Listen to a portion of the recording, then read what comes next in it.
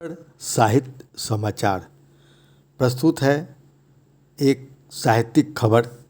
प्रस्तुति सिद्धेश्वर।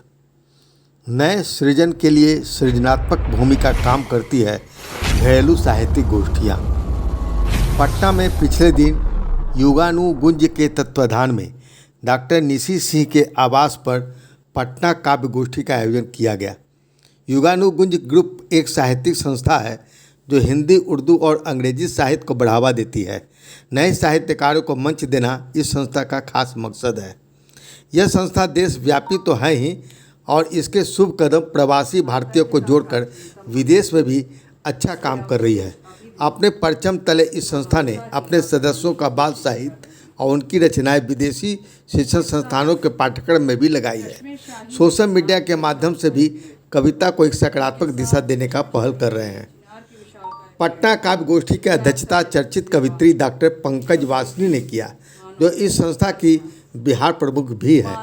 इस संस्था की सिटी प्रमुख डॉक्टर निशी सिंह अपने आवास पर आयोजित इस संगोष्ठी के आरंभ में आगत कवियों का स्वागत करते हुए कहा कि नए पुराने साहित्यकारों को एक मंच पर लाकर एक दूसरे से कुछ सीखने सिखलाने के इस शाश्वत आयोजन में आप लोगों की सहभागिता हमारे लिए वंदनीय है। पटना काव्य गोष्ठी में शहर के नए पुराने कवियों ने अपनी एक से बढ़कर एक कविताओं का पाठ किया। इस संगोष्ठी का सशक्त संचालन करते हुए दर्पण एवं राइजिंग बिहार के साहित्य संपादक सिद्धेश्वर ने कहा कि इस तरह की छोटी छोटी सार्थक घरेलू साहित्यिक गोष्ठियाँ उर्वरक का काम करती है, जिससे अच्छे साहित्य का सृजन होता है। युगानुगुंज संस्था की सक्रियता स्वागत योग्य है। पटना काव्य गोष्ठी के इस शाश्वत आयोजन में सरिता कुमारी ने अपनी कविता के माध्यम से समकालीन कविता को एक नई दिशा दी। सरिता कुमारी ने नदी के नीचे भी एक नदी बहती है, पत्थर से टकरा टकरा कर अकस्मात ही नीचे की ओर उतर आती है नदी, तो दूसरी तरफ प्राकृतिक सुंदरता को बिखेरती हुई वरिष्ठ कवित्री डॉक्टर निशी सिंह ने काव्य पाठ किया। कश्मीर तो बस कश्मीर है, डल झील पर तैरता शिकारा, उसकी ओट से झांकती हुई ओ खामोश सुबह। आज के परिप्रेक्ष्य में खो रही इंसानियत की ओर इशारा करते हुए अपूर्व कुमार ने अपनी कविता सुनाया। बड़ा अच्छा हुआ बन गया उनका बड़ा छोड़ा बड़ा आदमी, बड़ा अच्छा होता बन जाता उनका बड़ा छोड़ा अच्छा आदमी।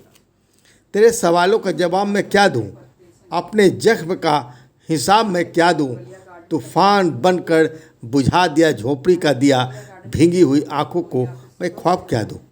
गज़ल का पाठ कर सिद्धेश्वर ने माहौल को यादगार महफिल में तब्दील कर दिया।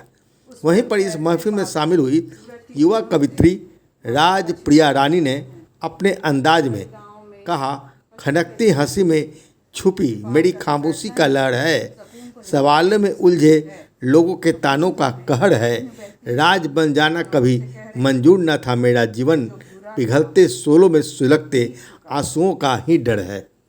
हौसला अफजाई करते हुए गीत का सुमधुर पाठ किया मधुरेश नारायण ने। आसमां में परिंदे उड़े जा रहे हैं, सपनों को पंख लगे जा रहे हैं। अल्पना कुमारी ने तुमने देखे हैं बस चूड़ी कंगन हार, अरे तुम क्या जानो श्रृंगार, कविता का पाठ कर नारी के विविध रूपों एवं कामकाजी महिलाओं के श्रृंगार का बखूबी वर्णन किया। भक्ति रस में डूबी कविता का पाठ किया कृष्णानंद कनक ने।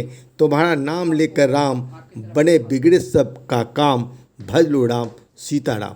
मधुरानी लाल ने अपने दोहे भाव में भर प्रेम सूची लिखे सब श्रृंगार, करे कलम जादू बड़ा लिखे भाव अपार सुनाया।